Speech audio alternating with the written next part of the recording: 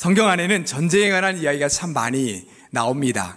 성경에 나오는 전쟁 이야기 중에서 우리의 머릿속에 굉장히 강하게 남아있는 몇 가지 전쟁이 있죠. 먼저 여리고 전쟁이 있습니다. 성을 6일 동안 돈 후에 7일째 되는 날 7번을 돌고 성을 향해 크게 외쳤을 때 그 견고했던 여리고 성이 무너져 내렸습니다. 하나님의 역사가 아주 강권적으로 개입되었던 그러한 전쟁이었죠. 또 이스라엘 백성들이 출애굽한 이후에 첫 번째로 치렀던 아말렉과의 전쟁도 우리의 머릿속에 아주 강하게 남아 있습니다. 이때 이스라엘에는 군사나 군대도 제대로 갖춰져 있지 않았고 칼자루 한 자루 제대로 없을 때였습니다. 그런데 모세가 하나님께 두 손을 들고 기도했을 때 전쟁의 승패가 좌우되는 그런 역사를 보았습니다. 이것은 모세의 능력이 아니라 그의 기도 가운데 역사하셨던 하나님의 능력이 이기게 하신 그런 전쟁이었죠. 또 하나의 전쟁은 기드온의 300용사가 싸웠던 전쟁도 있습니다. 미디안의 군대 13만 5천 명이 몰려왔을 때 그들을 물리치는데, 그 많은 숫자를 물리치는데 필요한 용사의 숫자는 단 300명이었습니다. 원래 이스라엘도 한 300명이 넘는 군사들이 모였었습니다. 그런데 하나님께서 너무 많다라고 말씀하셨어요. 그리고는 300명만 남겨놓으시고 그 300명으로 13만 5천 명이라는 엄청난 군대를 이기게 하신 것입니다. 마지막으로 빼놓을 수 없는 전쟁이 있습니다. 갈멜산에서 엘리야 1명 대 바알과 아세라 850명의 선지자들이 싸웠던 영적인 전쟁이 있었죠. 북이스라엘의 왕 중에서 가장 악한 왕 아합이 바알과 우상들을 섬기는 모습으로 살아가자 백성들도 역시 바알과 아세라 우상을 섬기며 그 가운데 절하는 일들이 나타나게 됩니다. 그러자 하나님께서는 엘리야와 이방 선지자들이 보였던 850대 1의 이 영적인 전쟁을 통해서 누가 진짜 신인지 백성들에게 똑똑히 보여주시는 그런 전쟁을 치르게 하신 거죠.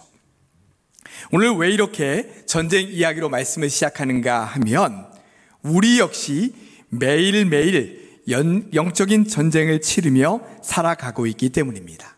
어떤 영적인 전쟁인가요? 세상 속에 살아가는 동안 하나님의 백성으로서 매 순간 하나님의 말씀과 뜻대로 살려고 발버둥 치는 그런 영적인 싸움을 우리는 해나가고 있는 거죠. 여러분, 지금 우리가 살고 있는 이 세상은 어떻습니까? 하나님의 백성인 우리가 지키며 살아야 될 그런 신앙의 모습과는 점점 더 반대되는 길로 가고 있습니다.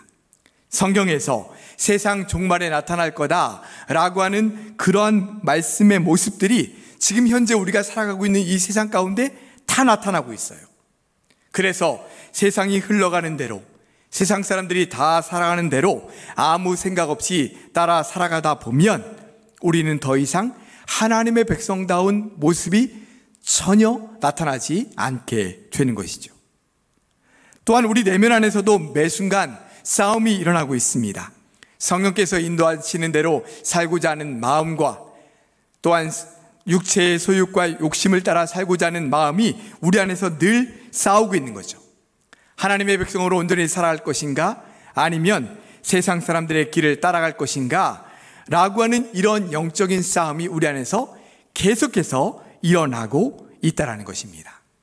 우리 믿음의 사람들이 종종 하는 인사말 중에 하나가 승리하세요 라고 하는 인사말을 많이 합니다. 저도 여러분들이 예배 드리고 나가실 때 승리하세요, 승리하십시오, 이런 인사를 참 많이 합니다. 삶에 아무런 일이나 문제가 없기를 바래요 라든지 모든 일이 당신이 원하는 대로 되기를 원해요 라고 하는 것이 그 안에 담겨 있다기보다는요, 매 순간 하나님의 뜻을 잘 분별하고 하나님 말씀대로 사셔서 영적인 싸움에서 승리하세요, 하나님 백성답게 잘 사세요 라고 하는 인사의 말이 그 의미 안에 담겨져 있는 것이죠. 다시 말해서 승리한다 라고 하는 것은 이 세상 속에서 하나님 백성답게 영적인 싸움에서 이기며 승리하십시오 라고 하는 의미가 그 안에 담겨져 있는 것입니다. 그러면 어떻게 하면 이 세상 속에서 하나님의 백성으로 승리하며 살아갈 수 있을까요? 모세와 이스라엘의 모습을 한번 비교해 보면서 우리가 한번 말씀을 드려보도록 하겠습니다. 지금까지 출애굽해서 시내산까지 오는 그 모든 과정 동안에도 그렇고 그 이후의 모습에도 보면 모세와 이스라엘 백성들의 모습이 굉장히 지금 다른 길을 가고 있는 것처럼 보여집니다. 이스라엘 백성들은 뭔가 하나님에 대한 견고한 신뢰나 믿음이 없는 것처럼 보여요. 여러분, 지금까지 하나님께서 얼마나 많은 능력과 이적을 그들에게 보여주셨습니까? 애굽에 행하셨던 10가지 재앙도 그렇고요, 홍해바다를 가르시고 그 홍해바다의 물속에 애굽의 군사들을 수장시키신 일 역시 엄청난 일이었습니다. 또 하늘 양식인 만나를 매일 하늘에서 내려주시는 것도 대단한 일이죠. 이런 역사들만 봐도 하나님이 얼마나 놀라운 분이신가를 이스라엘 백성들은 분명히 보고 분명히 체험했습니다. 그런데도 그들은 틈만 나면 하나님을 원망했고 또한 애굽으로 돌아가자라고 했습니다. 자꾸만 하나님이 아닌 이방 우상들과 신을 섬기는 것들을 보여줬죠. 출애굽기 31장 말씀에 보면 모세가 시내산에 올라가서 오랫동안 내려오지 않자 이스라엘 백성들은 자신들을 인도할 신을 만들자며 금송아지를 만들고 거기에 절하는 모습을 보게 됩니다. 이러한 이스라엘 백성들의 모습은 하나님을 그들이 제대로 믿지 않고 있다라고 하는 것을 보여주는 모습이에요. 만일 그들이 정말 하나님을 굳건히 믿고 신뢰했다면 절대 이런 모습을 보이지 않았을 겁니다. 이스라엘의 이런 모습은 전혀 하나님의 백성다운 모습이 아닌 거죠. 자, 반면에 모세는 어떻습니까? 그는 하나님을 굳건히 믿고 신뢰하면서 하나님께 딱 붙어있는 사람처럼 보입니다. 백성들이 원망할 때마다 같이 흔들리는 것이 아니라 그들을 잘 다독이고 인도해 가고 있습니다. 홍해바다가 딱 버티고 서 있을 때나 광야에서 마실 물이 없을 때 사실은 가장 노심초사하고 마음으로 지금 조바심을 내야 될 사람은 지도자인 모세이죠. 그런데 모세는 매 순간마다 하나님 편에 서서 그 상황을 잘 이겨나가고 있습니다. 이것이 바로 하나님의 백성다운 모습이고 매 순간 하나님 안에서 승리하며 살아가는 삶의 모습인 거죠. 이처럼 모세와 이스라엘 백성들 똑같은 상황을 겪고 있는데 모세는 하나님을 굳건히 믿고 붙드는 신앙으로 승리하며 살아갔던 반면에 이스라엘 백성들은 늘 흔들리고 넘어지고 있는 모습을 보이고 있는 겁니다. 자, 그런데 이런 모세와 이스라엘 백성들의 모습이 종종 우리의 모습 속에서 많이 나타나는 것을 보게 됩니다. 똑같이 신앙생활을 하고 있는데 어떤 분들은 순간순간 찾아오는 위기 앞에서도 좀처럼 흔들리지 않고 하나님을 굳건히 붙들고 기도하고 인내하면서 그 상황들을 잘 이겨나가는 반면에 또 어떤 분들은 조금만 위기가 있어도 흔들리고 넘어지는 분들을 많이 보게 됩니다. 또 어떤 분들은 세상 속에 살아가면서도 세상의 삶의 방식이 아니라 하나님 백성답게 하나님의 말씀과 뜻대로 살려고 정말 몸을 입히며 애쓰는 분들이 계시는 반면에 어떤 분들은 이런 것들에 대한 영적인 경각심 없이 그저 세상이 흘러가는 대로 다른 사람들이 살아가는 삶의 방식대로 그냥 따라 사는 분들도 많이 있다라는 거예요. 어떻게 하면 이 세상 속에서 하나님의 백성답게 온전히 살아갈 수 있을까요? 그것에 대한 답을 오늘 말씀 속에서 한번 찾아보고자 합니다. 자, 오늘 본문 말씀의 내용을 한번 살펴보도록 하죠. 12절의 말씀에 보면 하나님께서 모세에게 지금 이렇게 말씀하십니다. 너는 산에 올라 내게로 와서 거기 있으라. 내가 그들을 가르치도록 내가 율법과 계명을 친히 기록한 돌판을 내게 주겠다. 이렇게 말씀하셨습니다. 자, 이 말씀을 들은 모세는 여호수아와 함께 하나님의 산으로 올라갔어요. 산에 올라가기 전에 먼저 백성의 장로들에게 이렇게 말했습니다. 너희는 여기서 우리가 돌아올 때까지 기다려라. 아론과 훌이 너희와 함께 있을 것이니 무슨 일이 생기면 그들에게로 가라. 이렇게 당부하고는 산 위로 올라갔습니다.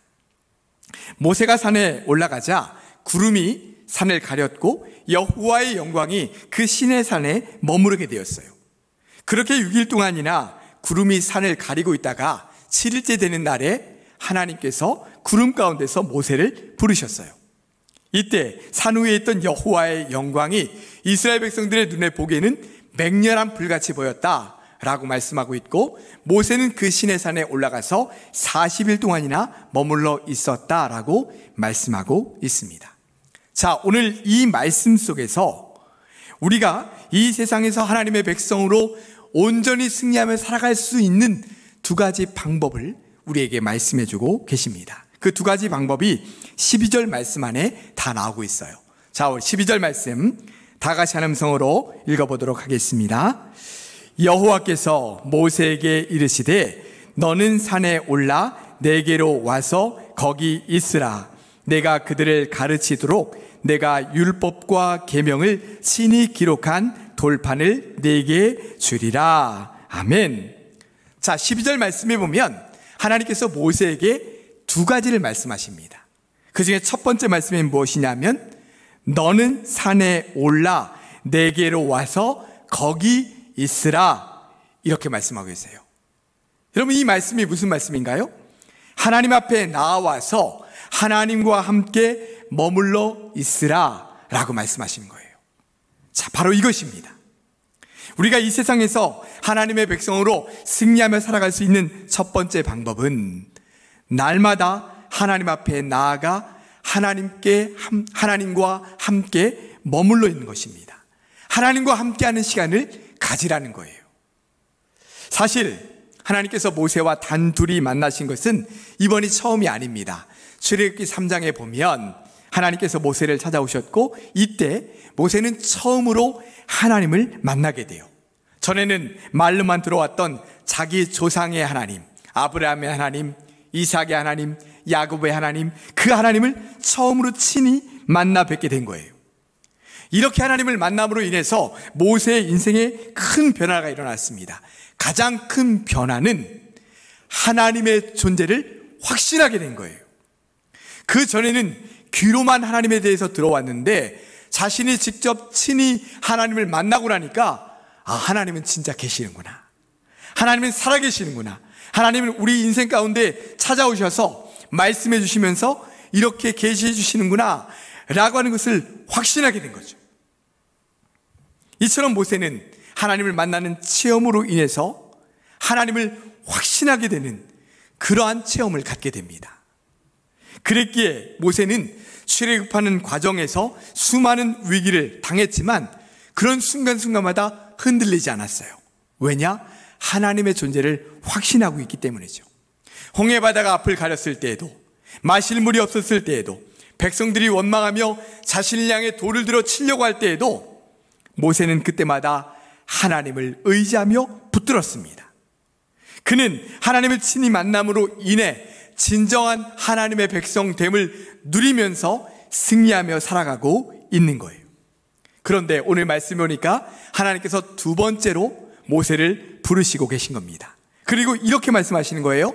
내게로 와서 거기 머물러 있어라, 이렇게 말씀하시는 겁니다. 여러분, 이 말씀이 너무 중요한 말씀이에요. 모세는 이미 하나님을 한번 만나는 체험을 했어요. 그런데 하나님께서 또 모세를 찾아오셔서 말씀하시기를 너는 내게로 올라와서 내게 머물러 있어라 라고 말씀하시는 거예요. 또 한 번의 큰 영적인 체험을 하게 되는 거죠. 모세가 지금까지 흔들리지 않았었던 이유, 또 앞으로도 견고하게 서갈 수 있는 이유가 바로 여기 있습니다. 하나님을 만나고 하나님 앞에 머무는 영적인 체험이 하나, 두 개, 세 개 쌓여가면서 흔들리지 않는 굳건한 믿음이 모세의 중심에 생겨나게 되는 거예요. 여러분, 신앙생활이 무엇입니까? 날마다 하나님 앞에 나아가 하나님을 만나고 하나님 안에 머무는 것입니다. 하나님과 동행하며 살아가는 거예요. 저는 종종 하나님과의 관계, 하나님과 함께 살아가는 것, 그것을 부부생활에 많이 비유하곤 합니다. 부부가 결혼해서 평생을 함께 살아가죠. 근데 여러분, 부부가 함께 산다고 해서 늘 이렇게 붙어 있나요? 늘 함께하고 있습니까? 24시간? 그렇지 않죠. 각자의 인생을 살아갑니다. 어떤 사람은 나가서 일하기도 하고, 어떤 사람은 또 쉬기도 하고, 어떤 사람은 또 운동을 하기도 하고, 그러면서 각자의 삶을 살아가는 것처럼 보여져요. 육체적으로는 떨어져 있는 시간이 많이 있습니다. 그럼에도 불구하고 우리는 수시로 배우자를 생각하게 되죠. 그리고 중요한 일이 있을 때나 결정을 해야 할 때는 서로에게 함께 의견을 나누고 조율하면서 결정합니다. 또 고난이 있을 때에는 그 고난도 함께 이겨나가게 되죠.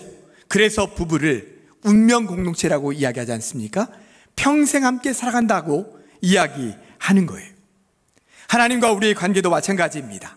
우리가 이 세상 속에서 살아가면서 믿지 않는 사람들과 더불어 살아가지만 그들과 다른 점이 있다면 바로 매 순간 하나님과 함께 살아가는 것, 그것이 바로 다른 점입니다.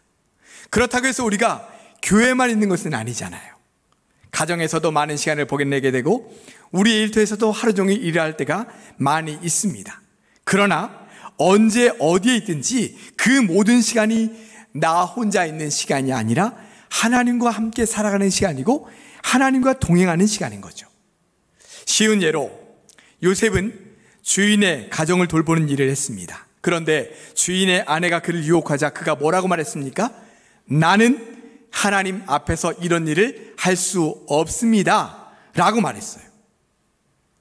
늘 하나님을 의식하고 하나님을 생각하면서 내가 일하고 있는 이 자리에도 하나님께서 나와 함께 하신다, 하나님께서 나의 중심 가운데 역사하신다 라고 하는 것을 믿음으로 고백하며 살아가는 이 요셉의 모습을 우리가 볼 수 있는 거죠. 바로 이것이 하나님과 함께 살아가는 삶인 것입니다. 이렇게 날마다 하나님과 함께 하나님과 동행하며 살아가기 위해서 우리가 꼭 가져야 될 신앙의 모습이 있어요. 그것은 무엇이냐면 우리가 매일매일 하나님과 1대1로 만남의 시간을 가져야 된다는 것이에요. 하나님과 단둘이 있는 시간, 조용히 하나님을 생각하고 묵상하면서 하나님께만 온전히 집중하는 그 시간이 우리에게 필요하다는 것입니다. 만약에 가족들이 한 집안에 함께 살고 있으면서도 며칠 동안, 아니면 한 달 동안, 아니면 몇 개월 동안 서로 대화가 없고 깊은 인격적인 터치가 없다라고 한다면 건강한 가족이라고 말할 수는 없을 겁니다. 가족이라고 한다면 서로 얼굴을 매일같이 맞대고 서로 이야기하고 어려운 일이 있으면 서로 그것을 나누고 인격적인 교제를 나누는 것, 이것이 가족이죠. 하나님을 믿는 신앙생활도 마찬가지입니다. 하나님께 예배도 드리고 봉사도 하고 열심히 신앙생활을 하고 있는데 정작 하나님과 1대1의 깊은 만남이나 대화나 인격적인 교제가 없다라고 한다면 그 영혼은 냉랭할 수밖에 없는 거예요. 신앙의 외형적인 모습은 있는데 하나님과의 깊이 있는 관계로 나아갈 수가 없는 거죠.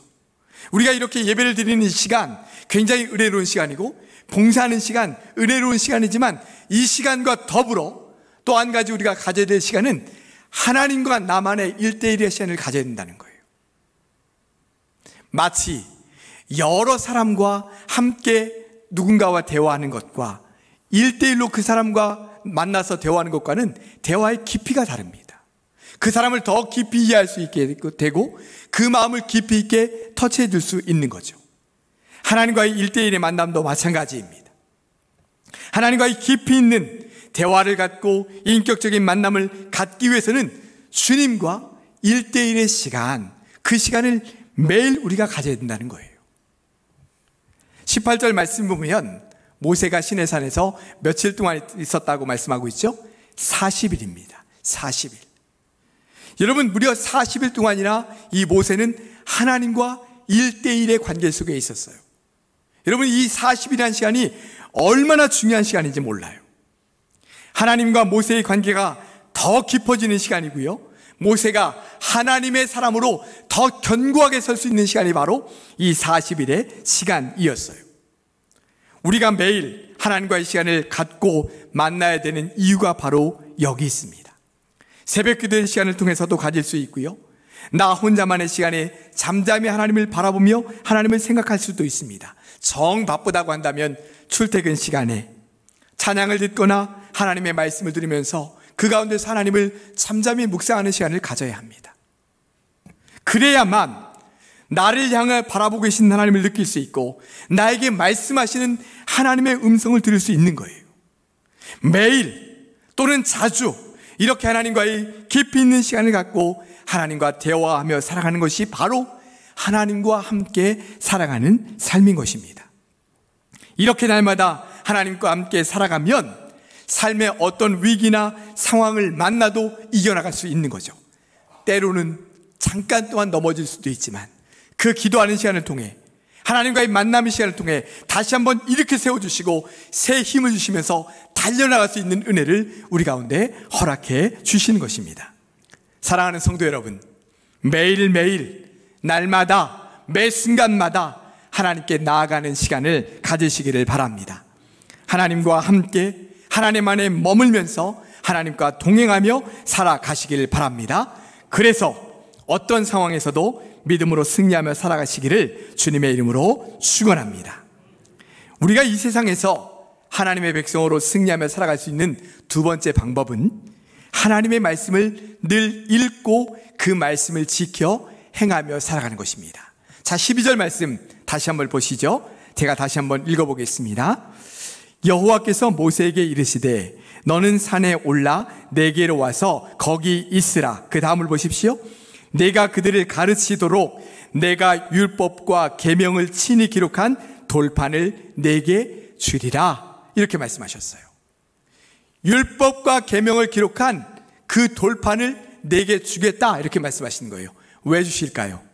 너와 내가 만난 기념으로 내가 주는 거다. 그런 걸까요? 아니죠. 그 돌판에 기록되어 있는 그 말씀을 늘 읽고 묵상하고 마음판에 새기고 그 말씀을 지켜 살아라 라고 하는 의미로 주신 거죠. 출애굽기 19장 말씀에 보면 하나님이 이스라엘을 자기 백성으로 삼으시겠다라고 말씀하셨어요. 그때 이스라엘 백성들이 이렇게 하나님 앞에 응답하는 반응의 말씀을 합니다. 어떻게 응답했냐면요, 이렇게 말씀했어요. 여호와께서 명령하신 대로 우리가 다 행하겠습니다 라고 이스라엘 백성들이 하나님께 응답했습니다. 하나님께서 주신 말씀, 하나님께서 주신 계명의 말씀을 우리가 늘 지키며 살겠습니다 라고 약속했다는 거예요. 그리고 나서 하나님께서 이스라엘에게 십계명과 율법을 주신 거예요. 그 말씀들 지켜 삶으로 온전한 하나님의 백성으로 이 세상 가운데서 살아라 라고 하는 의미로 그것들을 주신 것이죠. 여러분, 하나님의 백성이 되는 것도 중요하지만요, 하나님의 백성으로 온전히 그 말씀을 지키며 살아가는 것, 그것이 더 중요한 거예요. 전에 구약 성경에서 가장 중요한 말씀 중에 하나가 어떤 말씀인지 여러분들에게 드린 적이 있습니다. 신명기 6장 말씀이에요. 신명기 6장 4절부터의 말씀에 보면 쉐마 이스라엘이라고 하는 말씀이 나옵니다. 쉐마 이스라엘이라는 것은 이스라엘아 들으라 라고 하는 말씀이에요. 그 쉐마 이스라엘 안에서는 하나님께서 두 가지를 말씀하십니다. 첫 번째는 마음을 다하고 뜻을 다하고 힘을 다하여 내 하나님 여호와를 사랑하라 라고 하는 것이었습니다. 또 하나는 내가 내게 명하는 이 말씀을 너는 마음에 새기고 내 자녀에게 부지런히 가르치며 언제 어느 곳에 있든지 말씀을 강론하고 내 손목과 미관과 물설주와 바깥문에 두어 늘 읽으라 라고 하는 것이었습니다. 하나님의 말씀을 읽고 그 말씀대로 행하며 살아라 라고 하는 거예요. 쉐마 이스라엘, 이 안에 두 가지를 말씀하시는데 하나는 여호와 하나님을 사랑하라, 또 하나는 여호와 하나님의 말씀을 읽고 지켜 행하라 라고 하는 말씀을 주시고 있는 거예요. 나중에 모세가 죽고 여호수아가 이스라엘의 지도자가 되었을 때 하나님께서 동일한 말씀을 하십니다. 자, 여호수아 1장 7절과 8절 말씀 같이 한번 읽어볼까요? 오직 강하고 극히 담대하여 나의 종 모세가 네게 명령한 그 율법을 다 지켜 행하고 우로나 좌로나 치우치지 말라. 그리하면 어디로 가든지 형통하리니 이 율법책을 내 입에서 떠나지 말게 하며 주야로 그것을 묵상하여 그 안에 기록된 대로 다 지켜 행하라. 그리하면 내 길이 평탄하게 될 것이며 내가 형통하리라. 아멘. 여러분, 하나님께서는 모세의 그 다음 지도자인 여호수아에게 뭐라고 말씀하셨냐면 내 계명을 지켜라. 하나님 여호와 하나님의 말씀을 늘 읽고 지켜라 라고 말씀하고 계시는 거예요. 여호수아에게만 말씀하신 것이 아니라요, 지도자들이 바뀔 때마다, 이스라엘의 왕이 새롭게 세워질 때마다 늘 강조했던 말씀 중에 하나가 뭐냐면 말씀을 지켜 행하라 라고 하는 말씀이었어요. 하나님께서 우리에게 이렇게 말씀을 읽고 지키라는 것을 강조하시는 이유가 뭘까요? 그래야 이 세상 속에서 하나님의 백성답게 승리하며 살아갈 수 있기 때문입니다. 그러지 않으면 이 세상이 흘러가는 대로 그냥 그저 따라 살아갈 수밖에 없기 때문이에요. 그래서 하나님은 하나님의 말씀을 늘 읽으면서 그 말씀을 마음판에 새기면서 그 말씀대로 행하며 살아라 라고 우리에게 말씀해주고 계신 것입니다. 말씀을 정리하겠습니다. 지난 6주간 동안 하나님의 백성이라고 하는 주제를 가지고 말씀을 드렸습니다. 세상 사람들이 우리 그리스도인들을 비난하는 이 현실 앞에서 우리는 도대체 누구인가? 우리의 정체성이 무엇인가? 우리는 이 세상에서 어떤 존재로 살아가야 되는가? 라고 하는 질문을 해봤죠.